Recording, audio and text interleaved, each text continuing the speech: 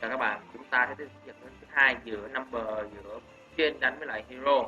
Và vâng, ở trận đấu trước thì bên dù Volcanic trên đã khởi đầu trận bằng việc cắm nó một khá mạnh mẽ sân, nhưng cuối cùng đã bị Dark Lord lẫn number ep.14 của bên hero lật bàn ở đầu đường. Và vâng, họ lại vẫn tiếp tục như thế. Trận 1 họ cắm được number 81 first turn.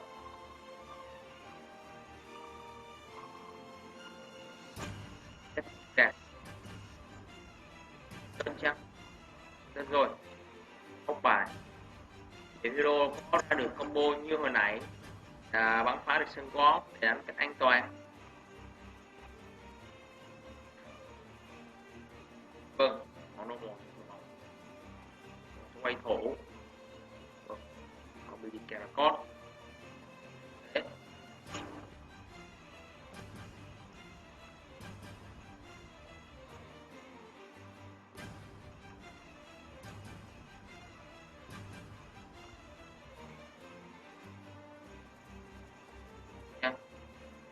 Họ đi xem là có đây target vô người của Sundermong. Vâng, họ vừa dùng khả năng của Machen 2 biến Sundermong thành một Dark Lord, và không như trận đấu trước bên trên đã nhanh tay đi tách cái tàu vàng.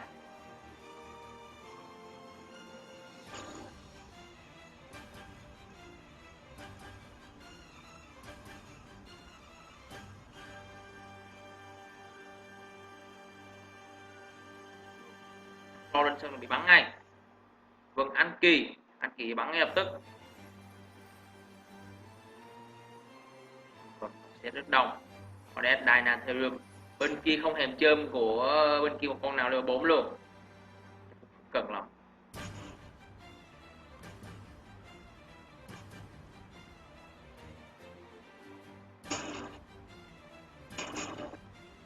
Vâng, để chờ khi về bên Volcanic trên. Hero không quay tay được đúng như trận 1, thế nên bây giờ khá khó khăn, và do bên Volcanic trên cũng rút khá nhiều, họ đang suy nghĩ họ em vào cái field, họ vứt đến grid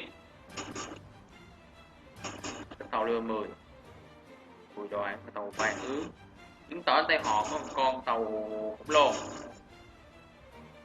để sắp mùi. Bắt đầu rồi, no more ngoài đét không gì xảy ra. EZ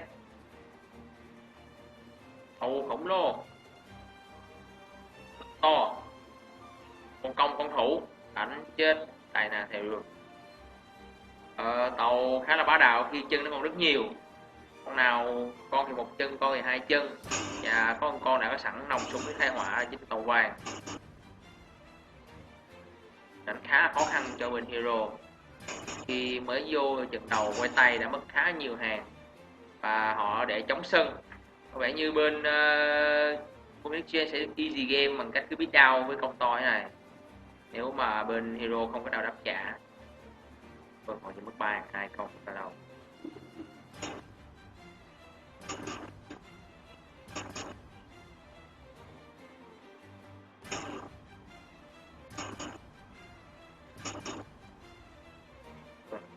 Thú vị. Vâng, họ dùng code, họ kéo lại. Vâng, họ kéo lại playman, họ muốn search liệu có cho search không, xích gì không, phải xích. Vâng, đúng là xích thưa quý vị. Vâng, Dark Ride bên kia được raw mode.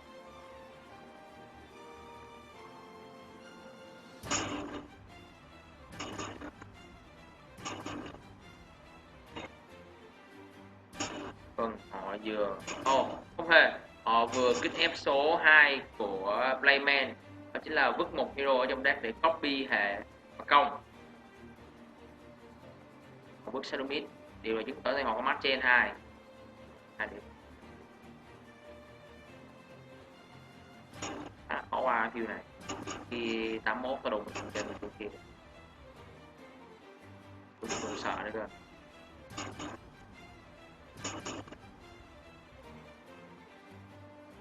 Vâng, này tiếp tục set 1k.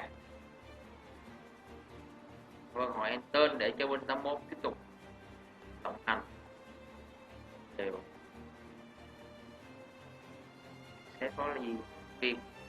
Vâng, nãy vừa discard code này sẽ bắt buộc phải bước rồi. Và tổng sơn thế này chỉ cần bên tàu 81 tách tàu vàng bắn chết playman đóng là hết điểm. Liệu này có làm như thế không?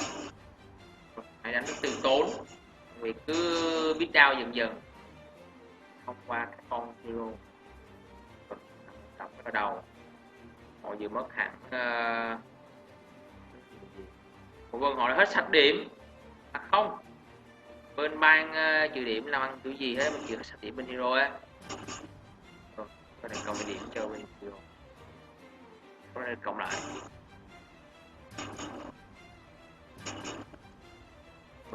Có vẻ như người chơi hero còn đúng 1000 điểm, còn đúng như thế, họ còn đúng 1000 điểm.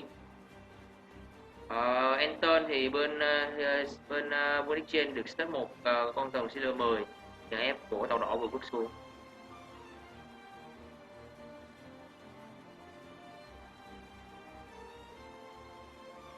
Vâng, điểm góc bên kia còn rất nhiều, 2008.